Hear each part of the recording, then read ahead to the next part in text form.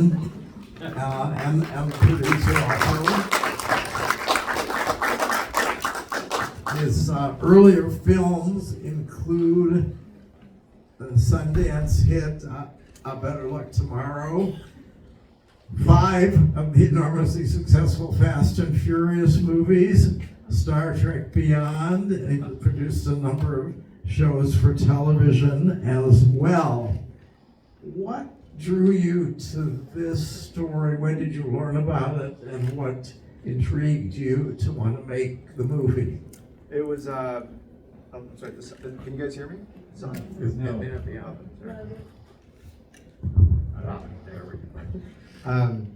It was 2018 when the news broke, and I was at an airport, and I remember hearing it, and I had a very strong reaction to it. And then they showed John's face. It was an Asian American face, so of course I'm putting all my issues onto that face. And then the third thing was, it said John Allen Chow, 26 years old. And something really kind of struck me, because I'm just thinking that, like, that's somebody's son, that's somebody's brother, and I was so quick in those 20 seconds to judge and just dismiss him. And it didn't sit very well with me. And it wasn't until I read Alex Perry's article for Outside Magazine, and he had a window into John through the father, Patrick. And it really moved me. I have a teenage son, and that article, I'm reading it, and I thought, like, I would love to somehow try to bring the story to life. It was a couple of years after that, I read Ben Ripley's draft, and I found it really interesting, because it was taking John's, like, journey at face value, because he left his journal, he left his all these posts. And my first question, of course, when you read it and you're like, did this really happen? But what Ben was doing was saying, well, what if we just face up and just say it happened, and there's going to be all these gaps. How do we fill in these gaps? And so the more I would look at John's writing, the more I felt like, wow, it felt like he was inspired by adventure novels and Hollywood films. And we should apply the same kind of process as we're trying to kind of connect with this humanity. Let's try to do that. And it became this 2-year process of just working on the script over and over again. And of course, it's an indie film, so you have all the time in the world, you know, to talk to people, to think about it. And ultimately, we were fortunate enough. I mean, at one point, we were shooting this at Port Blair in India, and we were 2 days from, it was the second day, 2 weeks from production, and we got kicked out of India. And it was just this adventure, this whole ordeal of trying to get this to life, and just going around the world with this. Yeah, so where all did you film it? We ended up shooting in Thailand, London, California, Iceland, and we did a little India shooting. So yeah. Right. I mean, I couldn't help thinking, I don't know if this was in your mind, but you know, there are a lot of things in the news about these kind of disturbed young men. Now, some of them assassinate people, and that trying to understand what kind of drives them to these extremes. This isn't exactly the same kind of character, but not unrelated. Yeah, I mean, I think that, you know, when we did a lot of the research initially, you know, it was very clear that John came from a loving Christian family. Right. They were active and part of this very warm community. And it was this idea of how did that kid ended up in a kayak going on Sentinel Island, you know? And it's interesting because, you know, it just felt like it's so fragile. I think it's these choices that, and again, I think I made this film not wanting to judge him. I wanted to put him in a world where there's going to be people with very different worldviews. But the one thing that was very clear is that, like, when you make some of these choices, there's unintended kind of consequences when those choices lead to other choices. Right. I mean, I had read that you yourself did not come from a heavily Christian or religious background. So what did you set out trying to understand maybe a little more people who had that kind of drive? Yeah, I think that's the one thing, I with all the actors, and I think even with Ben, I said, look, let's spend let's have a finite amount of time early on, and let's really kind of go and we can talk and we can go from every angle, but let's try to really kind of find John. Let's try and find all these characters, and it went all the way to kind of the casting process with all the actors and everything. And it is something that I feel, in the process of it. Wait, I'm sorry, I kind of missed out on your question. Well, I mean, I was just asking about having not come yourself from like a religious background. What intrigued you to pursue that? Well, I think that's the thing.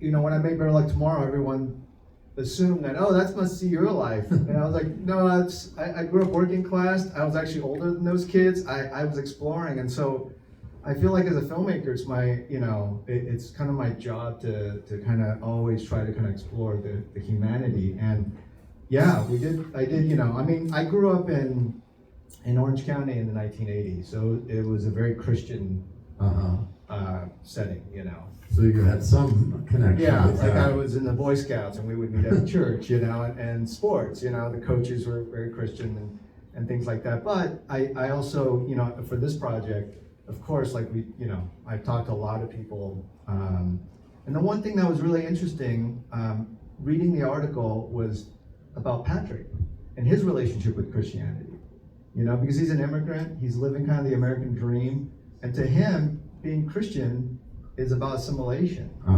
And it was the people mean well, and let's connect, and that's how it felt like that was his way into religion. And so we did. I did a lot of research. We talked to a lot of people, and we wanted to kind of build it so that hopefully, the audience, you just can kind of dropped in to this world. Right. So a couple things. I mean, so finding your cast, the young lead, of course, was crucial. What had been his background, and what made you decide that he was the right person? Okay, this is an interesting story. I was, they were actually showing Better Luck Tomorrow. This is I think 2022 or 23 at the BFI in London. Oh. So I go there, and this kid comes up, and he does a spoken word performance. Amazing. And it was Sky, and I'm sitting there watching it, and we were about to start casting for Last Days, and I thought, wow, he looks like John, and he's amazing. I didn't think anything of it, and then we did our whole worldwide casting call, and he just kept, rising up, and I had all these workshops with him, and he's amazing. He went full in. I'm so proud of him, and I can't wait. I think sometimes perks of the job is to meet people like this and see. I think he has a very bright future. Had he done any films before this? He'd done a couple things. I think he was in Zack Snyder also. Yeah. Right. And how about then, like the rest of the actors, like the father? Ken, I was actually in Mumbai. We were stuck waiting for a plane, and it was like 4 a.m. And I'm looking at the list, and I saw Ken, and I thought, wow. I mean, Ken is of my generation. Like, we came up together when, in the 90s, early 2000s, when there weren't really any opportunities, and I've been wanting. I was a huge fan, and I wanted to work with them. And I remember seeing that, and I'm like, that's Patrick. And I called him, and we talked, and and he came on this journey with me. Right. I mean, yes, I mean, in regard to that, I mean, there haven't been a lot of opportunities for Asian American actors. I mean, that's been true throughout Hollywood history, and I don't know, and probably not for filmmakers either, but you certainly have had a great success in that area. Yeah, you know, I was very fortunate. I mean, I think, you know, living the dream of making a credit card movie, getting into Sundance, and that film changed my life and gave me, you know, opportunities. And, you know, I think part of it for me was, you know, I still, this is 23 years later, and I'm still very grateful for that film to give me that opportunity. And I think sometimes as a filmmaker, I think it's our job to hopefully create opportunities for others, you know, and whether it's kind of tent poles or this, I'm always like, I love working with and finding talent who've earned it. I think that to me is one of the best things about making films. So, I mean, you did this small Sundance movie, and I guess that came to the attention of studios and people that wanted you for very different kinds of movies. I mean, what was that like for you to going from this small film to some very expensive action blockbuster movies? Did you have some like hesitation? Should I be doing this? What sort of persuaded you to jump in to that arena? You know, I just wanted to have context. I feel like coming up, I went to film school, and it was great. Like I went to UCLA, and I had some of the amazing professors that helped me kind of find my point of view. But the thing is, the business of film, I knew nothing about it. Right. And so I remember, even though we got into Sundance and we got like acquired, you know, you're still just struggling. I mean, 19.8% on a credit card, that thing accrues like at levels that I can't even comprehend. So I decided early on that I wanted to have my own perspective. I wanted to earn my own context of what it means to be a filmmaker. So I wanted to try everything. Like when I grew up, I didn't want to make action movies. That wasn't like part of my thing. I went to UCLA. I wanted to make indie movies. I wanted to, but then these opportunities came, and I tried it, you know, and it was cool. Like I remember the first studio film I did. It was, you know, went from $250,000 credit card movie to a $20 million movie, and I'm still trying to figure out what everybody was doing on set. You know, so many people. And then before that movie was done, I'm doing an $80 million movie, you know, and so, but that is something that, you know, I don't think you just get those opportunities, and I was very fortunate to find some great people, and I got to grow, and I feel like I'm still growing, you know, I feel like I'm 23 years in, I'm feeling I'm hitting my prime now. Right. And then at what point did you think, okay, I've done those blockbuster movies, and maybe it's time to get back to something more personal and more of like a character-driven story? I try to after every big movie, and the thing that's really hard with these indies is that you basically have to stop everything, because if you don't, nobody wants to make. You know, it's not deemed commercial. There's always excuses of why not to make it. Right. And so, you know, as I was kind of growing, I was kind of trying all these things, and I think it was 20 years in, I thought I have to stop everything, and I just got to do it, and that's what led to this journey. Right. What were the most challenging scenes for this movie? I mean, you were filming some kind of harrowing scenes on location, the ocean, and these ocean. We shot this whole film in 38 days in 5 countries. You know, so we were running and gunning, and I was using every skill that I learned from feature, from TV, from everything, you know. And I was very fortunate, you know. I mean, we were shooting in the airport hangar And I was doing the close-up of sky, and in Thailand, when the monsoon rains, they just show up when they show up. I remember in the middle of the tape, I see lights flying off, and sky wouldn't break character, so I decided I wasn't gonna cut. But the rain just kept coming in, and it just destroyed. And I remember sitting there thinking, oh my goodness, we have 3 sets across town. It's gonna be washed out. And when I called cut, Clayton came over, our producer, and he just like, yeah, it's gone. So like, you know, it was a challenge every step of the way. But I think when you see I think this is the longest end crawl for an indie movie in history because I was so lucky, you know, in 23 years I had to call in every favor, you know, like Fred North, the best chopper pilot, came in and shot aerials for me. Right. So everyone from like the Thai crew, from UK, from LA, I'm just very grateful that they all came out and really kind of helped bring this to life. Did you, in sort of when you and the writer were conceiving the script, decide to tell it sort of going backwards and forwards in time? Was that always the concept? Yeah, it was interesting because I felt like I wanted a procedural element. I wanted something that's something we're familiar with, but also very kind of obvious and from the outside.